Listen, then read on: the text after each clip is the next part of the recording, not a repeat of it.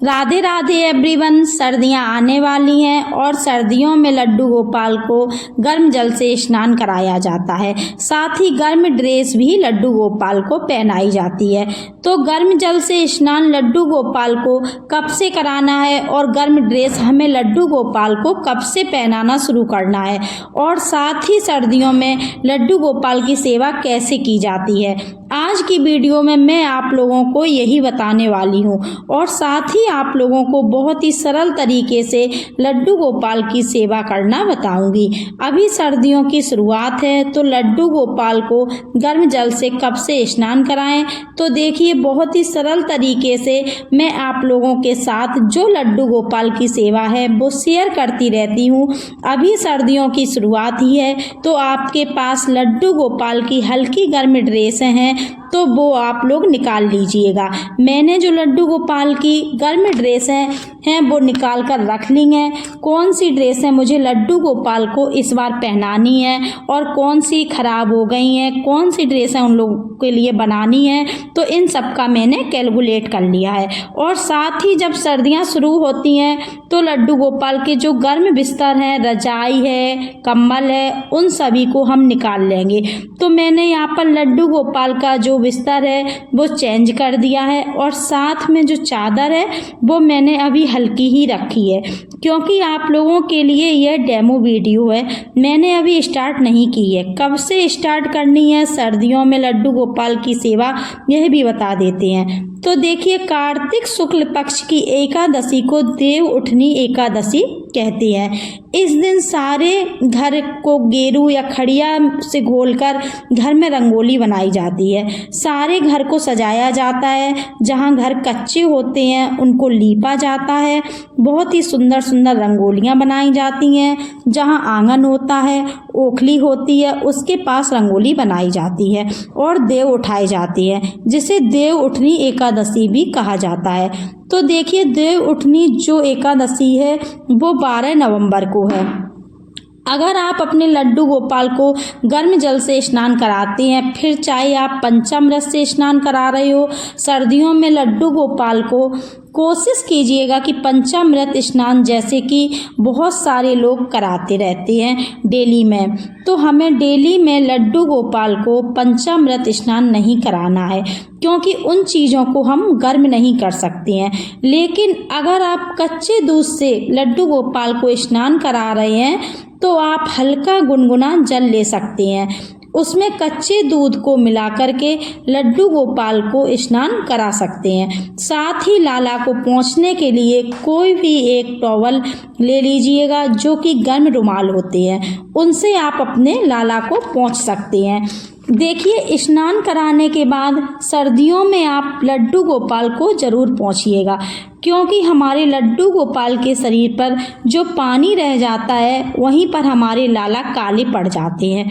तो उनको स्नान कराने के बाद ज़रूर पोंछिएगा, जिससे हमारे लड्डू गोपाल को सर्दी भी नहीं लगेगी। और जिन लोगों के घरों में समर मोटर लगी हुई होती है वो जब ताज़ा जल चलाते हैं तो गर्म जल आता है, तो आप अभी चाहें तो लड्डू गोपाल को ताज़े जल से स्नान करा सकते हैं, क्योंकि वो गुनगुना जल होता है, तो आपको गुनगुना जल करने की आवश्यकता नहीं पड़ेगी। अगर आपके पास अभी लड्डू गोपाल की गर्म ड्रेसें नहीं हैं तो आप कोई एक छोटा सा कंबल या कोई मोटा कपड़ा ले लीजिए और स्नान कराने के बाद लड्डू गोपाल को उड़ा दीजिएगा, क्योंकि पूरे दिन तो अभी सर्दी नहीं पड़ रही है, क्योंकि अभी सर्दियों की शुरुआत ही है। जिस प्रकार से हमारे बच्चों को सुबह शाम की सर्दी लगती है, अभी सुबह शाम वाली सर्दी स्टार्ट होगी, फिर पूरे दिन वाली सर्दी होगी। तो इस प्रकार जब भी आप लड्डू गोपाल को स्नान कराएं तो एक गर्म कंबल उड़ा दीजिएगा उनको, और जो गर्म तासीर की चीज़ें हैं वो हम जरूर लड्डू गोपाल को भोग में लगा सकते हैं। और मैंने जो लड्डू गोपाल की सर्दियों की ड्रेसें निकाल निकाल ली हैं और गर्मियों की ड्रेसें पैक करके रख दी हैं। और लड्डू गोपाल को गर्म जल से हमें देव उठनी एकादशी स्नान कराना शुरू कर देना है। साथ ही गर्म ड्रेस भी आप लड्डू गोपाल को देव उठनी एकादशी से पहनाना शुरू कर सकते हैं। और देव उठनी एकादशी से ही आप लड्डू गोपाल को अंगीठी से तपा सकते हैं, यानी उन्हें गर्माहट दे सकते हैं। अगर आपके यहाँ सर्दियाँ उतनी नहीं हैं तो आप शगुन के तौर पर ये कर सकते हैं। फिर जब आप चाहें तब ये लड्डू गोपाल की सेवा शुरू कर सकते हैं, जब लड्डू गोपाल को सर्दी लगनी स्टार्ट हो जाए।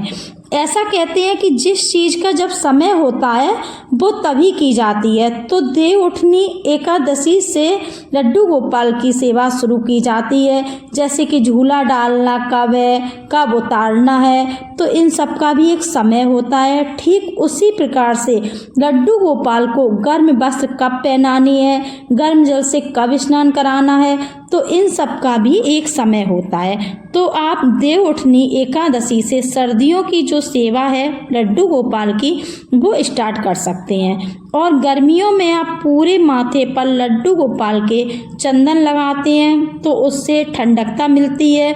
तो अब हमें देव उठनी एकादशी से वो भी बंद कर देना है।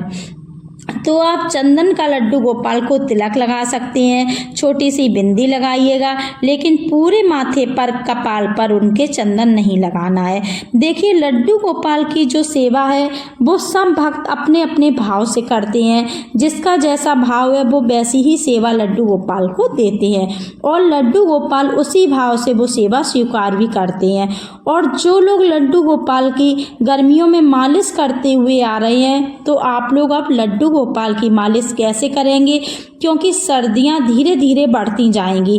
तो देखिए आप गाय का घी गुनगुना करके ले लीजिए और उससे आप अपने लड्डू गोपाल की मालिश कर सकते हैं, या आप इत्र ले सकते हैं, इत्र से मालिश कर सकते हैं। और सर्दियों और गर्मियों के लिए भी इत्र अलग अलग आते हैं। जो मोगरा और गुलाब का इत्र होता है वो ठंडा होता है, वो इत्र हमें नहीं लेना है।